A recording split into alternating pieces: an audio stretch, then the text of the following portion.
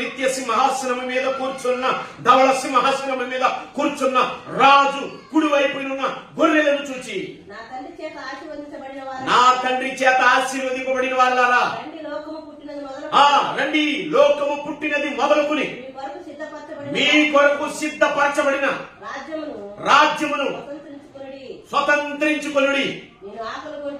నేను ఆకలి కొంటిని, దేవునికి స్తోత్రం. నాకు ఆహారం ఇచ్చారు, నా ప్రేమను గుర్తించారు, నన్ను గుర్తించారు అంటాడు. ఎడమ వైపున ఉన్న మేకలను అంటున్నాడండి. చదువుదాం. 41వ వచనం అంటున్నాడు, అప్పుడు ఆయన ఎడమ వైపునున్న మేకలను చూచి, చెప్పింపబడిన వారులారా, నన్ను విడిచి అపవాదికిని వాని దూతలకును సిద్ధపరచబడిన నిత్య నరకాగ్నిలోనికి పోడి అని వాటిని తోసేస్తాడంట. చూశారు ఎంత భయంకరం. మీరు భూమి మీద చేయి పనులన్నిటిలో నాకు విరోధంగా చేశారు గనుక నిత్య నరక